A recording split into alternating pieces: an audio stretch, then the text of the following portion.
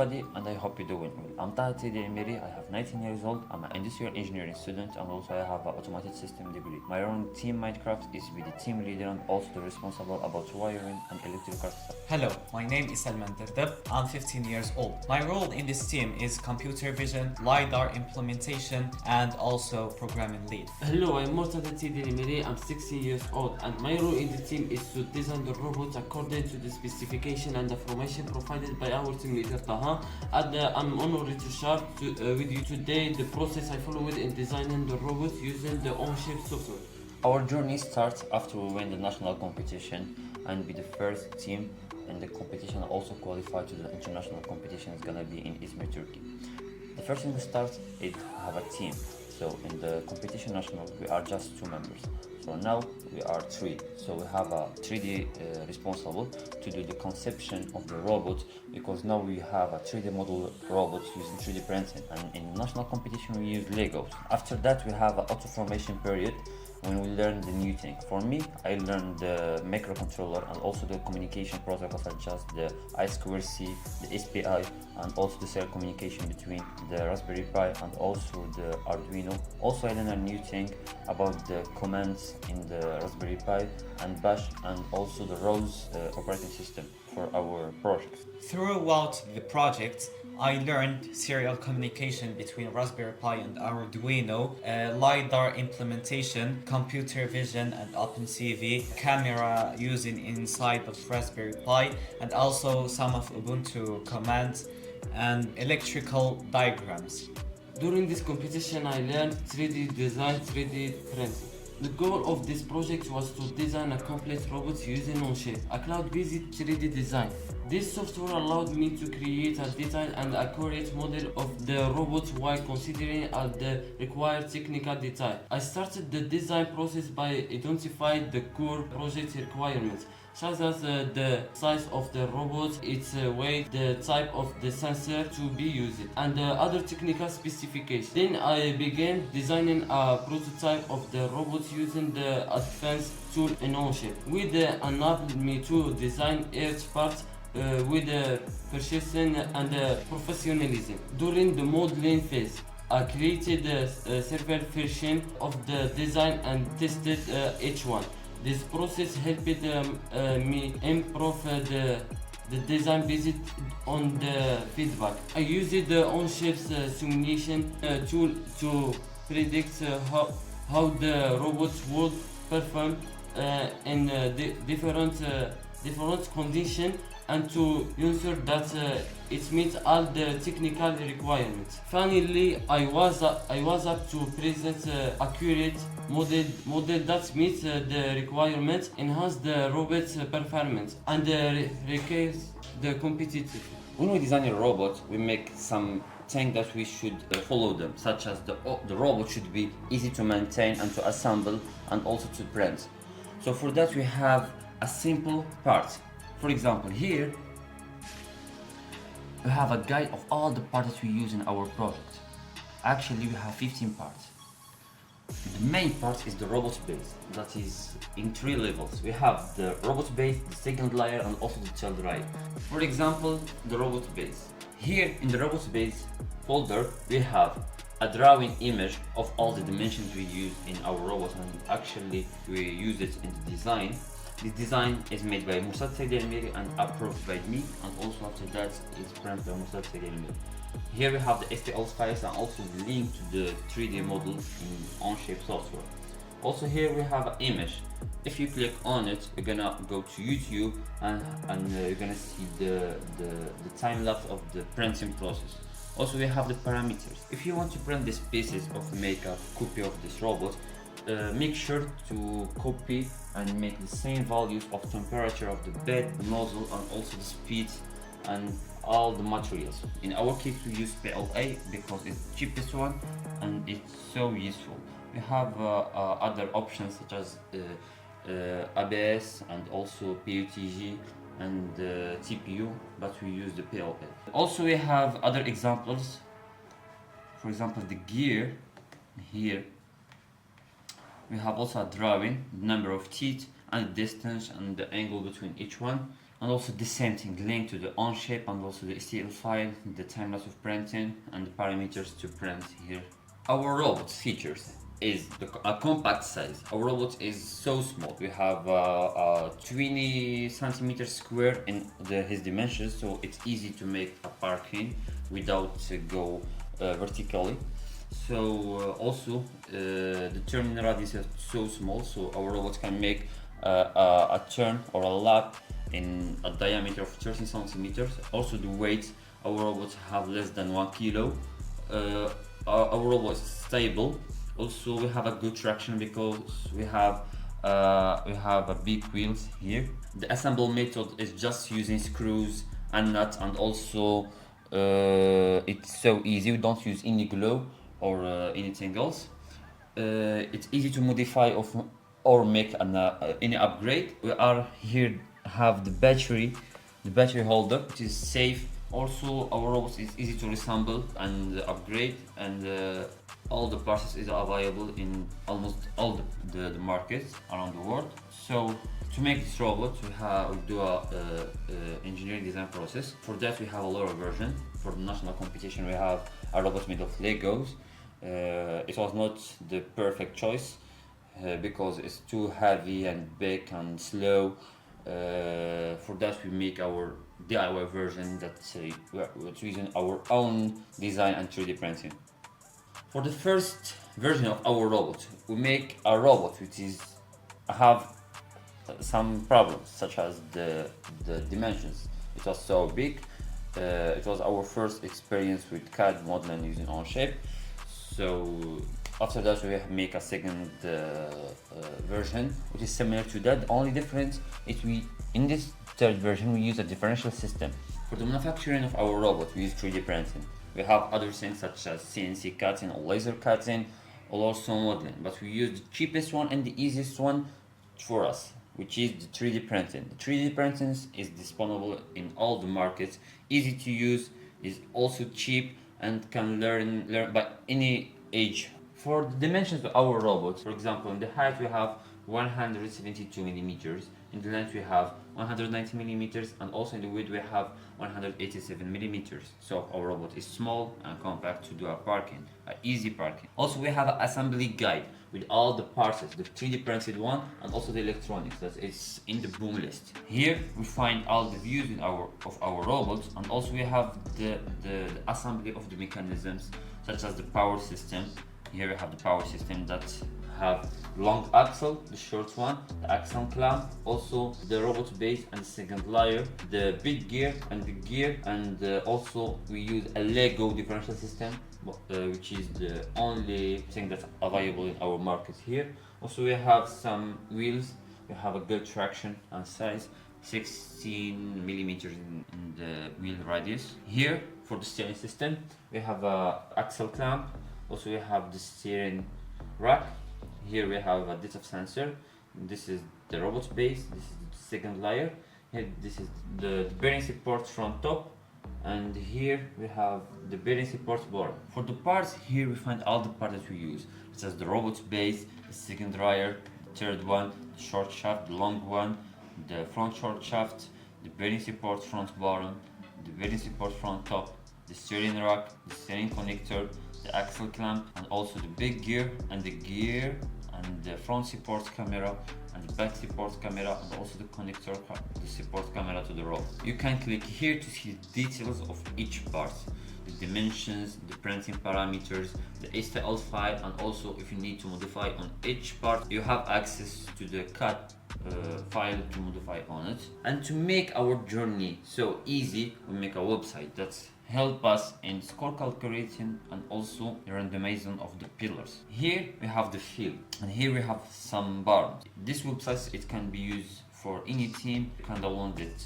locally, and if you wanna use it in GitHub pages, you can also find the link in the repository description. Here we have the pillars. The yellow zone is the robot starting area, and the green one is the direction. So in this case the robot is gonna go clockwise direction. We have 5 pillars, 2 green and 3 red. This is randomized. You can change the randomization in any way you wanna do it.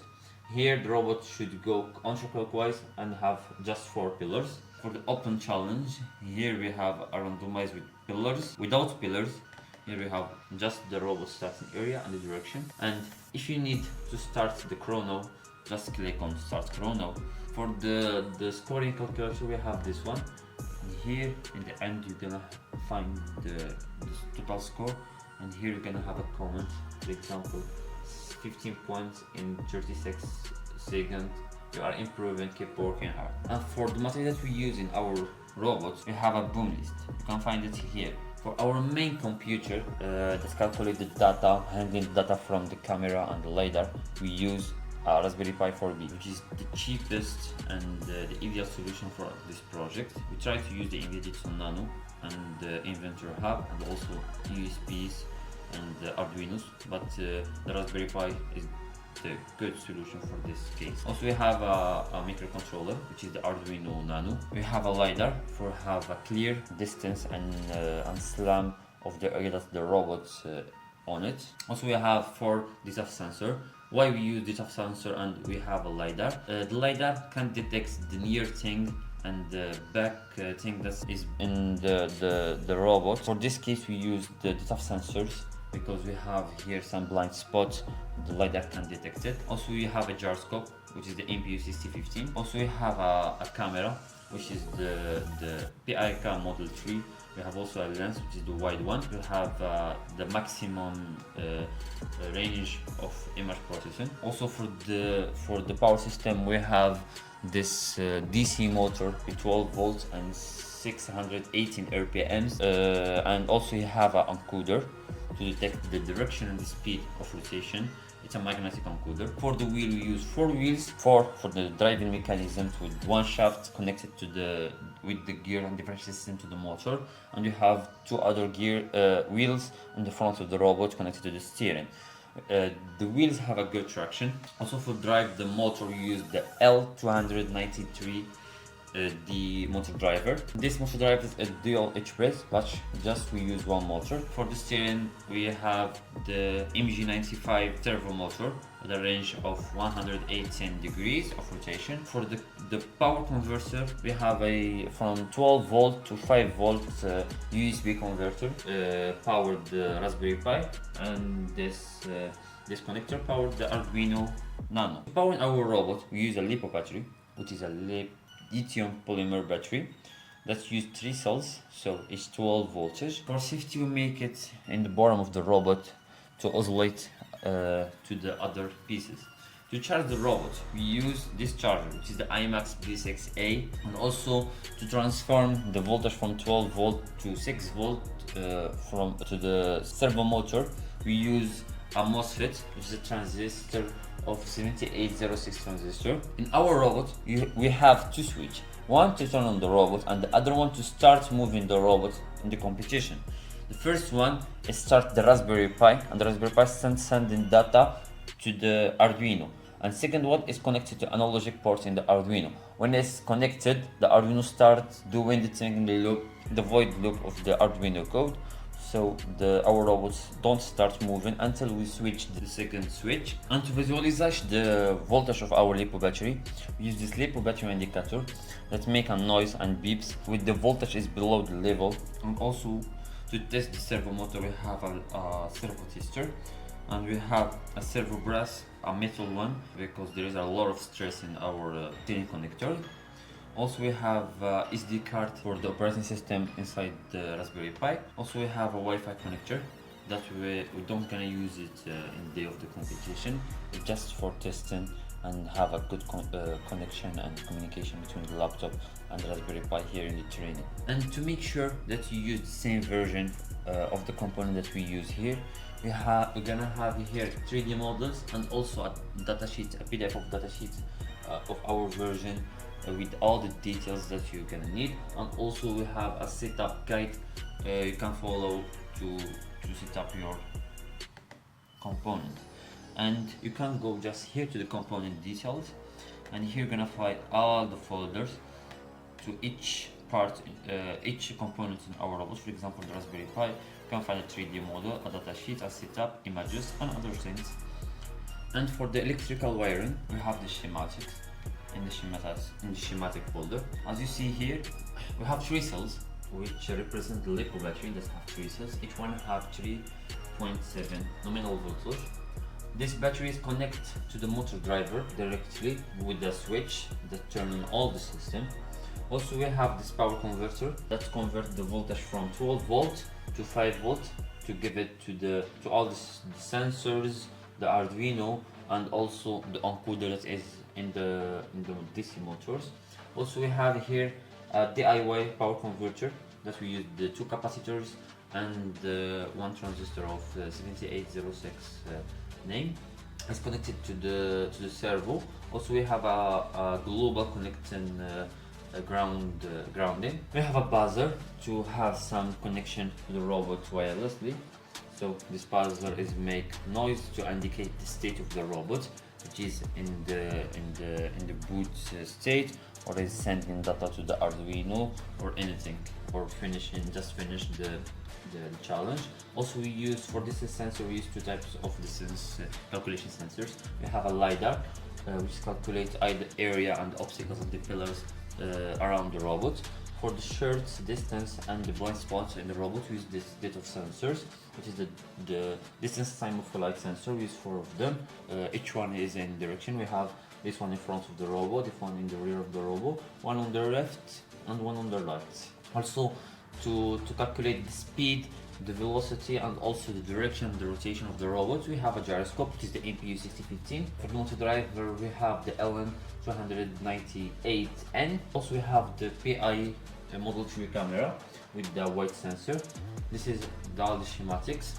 And if you need to make any modification on this schematic, you just need to download the robot circuit FZZ file and use FreeZing to edit it. Here you find all the specification, the requirements in this robot, the communication between each part. Between the Arduino and the data sensor and the gyroscope, we have a I2C communication. So, and between the Arduino and the servo motor, we have a PWM communication, which is the pulse width modulation. Use 8-bit, so it ranges from 0 to 255. Also, the communication between the motor driver and the Arduino, it's a parallel communication. So it's on off. We just have 2 cases. So, and for these 2 cases, we use 2 wires. If one is high, the robot should go in the direction, and if the other is high, the robot should go in the other direction. For the communication between between the Arduino and the encoder and the DC motor, we have PWM communication. So we have 2 channels. The difference with it is the first one indicates the rotation, and the other one indicate the speed. For the communication between the Raspberry Pi, the Arduino, we try a serial communication using USB and using just wire from TX or X, and it's not work for us. So for that, in the last moment, we use a I2C communication using the pins 3 and 5 and SDA and the clock, the serial clock and the serial data on the Arduino. Also, we use these 2 switches in a parallel communication with the Arduino. We have this switch. The first pin is connected to the 5 volt and the other one connected to the analogic 0. And our analogic port or analogic port in the Arduino is ranged from 0 to 1024 bits, 24K. So it's 2 power of 10. So we have 1024 bits. And this is all the information that you're gonna need to do this wiring. And to make a close look to our robot, you find vehicle photos. Here we have 2 types. We have rendering images from Onshape, and also we have some real images. So start with the real images. Here we have a top view and a bottom view. Here the right view and the left view. Here we have the rear view and the face view. We make sure to all the images have a high quality and show the details of our robot. Also here we have rendering images. We have the top one, the bottom one. We have the right and the left, and also the face and the rear one. And for the programming, we use Python and C languages for the Arduino. So here the Arduino function is using C++. We use IDE of Arduino to make the code inside the Arduino. Here we use three libraries, which is the servo to control the servo, the VLX53L1X to control the data sensors, and the wire to have the communication of I2C. For the pins we use here and the pinouts, the enable button that controls the speed of the motor is attached to pin 11. Also, to control the direction we have pins 13 and 12. The buzzer pin is connected to pin 8. The servo is connected to pin 10, and the encoder A and encoder B is connected to port 2 and 3. And the switch pin is an analogic pin, so it's connected to analogic 0. Here we have some configuration, which is the number of sensor, which is 4, and we have here the sensor is connected to the pins 4, 5, 6 and 7. Here we define a name object to our servo. Here we have some variables, which is the maximum speed and the minimum speed and the steering angle. So the steering angle is always 0, but the maximum speed is always 255, but the minimum speed is depend on the voltage level and our battery. So in this case is 187. Here we have some other variables for the encoder, and here we have an interrupt service routing for the encoder, the A and the B1. Here we set up our encoder. In our code we use just functions. The first function of acting is the drive distance speed. Here we have two inputs, which is the distance and the speed input. So the robot should go in a specific distance. We have another action, which is the control robot. This one have just the speed of the robot is ranging from minus 100 to 100. 100 from 0 to 100 the robot go forward. From minus 100 to 0 the robot go backward. And the other input is the steering input. It's also ranging from minus 100 to 100. From the 0 100 the robot turn from to the right, and from the 0 to minus 100 the robot turn to the left. And here we have a map function that map the steering input from minus 100 to 100 and 120 to 16. So minus 100 is indicates 120 and 100 indicates 16 degree. This is the actual values of the steering rotation. I have other function to set up the sensors, and here we have a function that read the sensors and print them in the serial monitor. Here we have a function to stop the motors, is low, and also here we have other function to hold the motors in her place. And to know the state of the robot, we have some buzzer function, such as the buzzer robot start. When the robot starts, we have a buzzer robot end, and we have also have an error state or a case, a else case. We use the buzzer robot error. Also we have a special one when the robot do the parking or end. Here we have the data that the Arduino sends to the PI for precision, such as the distance from the depth sensor, the front, right, left and rear one, the gyroscope, and also the encoder. Also we have the data that's received from the PI in the Arduino, which is the control function that control the speed and the steering input. Also we have this value to indicate the state of the switch, and we have a function to indicate the state of the bottom. When the value is less than 1000 bit, so the robot is on. Here we have the act, which is our loop function, because in the loop function we have this one, which have a if condition. If the switch is on, is do the act, and else the robot just make some noise and stay in his place in hold mode. And here we have the setup loop, when we set our serial speed baud rate, and also make a clock the output and input of each pin. And also we set up the functions such as the motor should be stopped, set up the sensors and the encoder, and we make a noise in the beginning of the program when the robot starts. Our projects revolve around programming to make our robot think and act on its own. For the obstacle challenge, I developed a code leveraging the RP LiDAR C1 and ROS2 handle to accurately measure distances and detect walls. By processing LiDAR data, our robot could identify obstacles and calculate safe paths dynamically.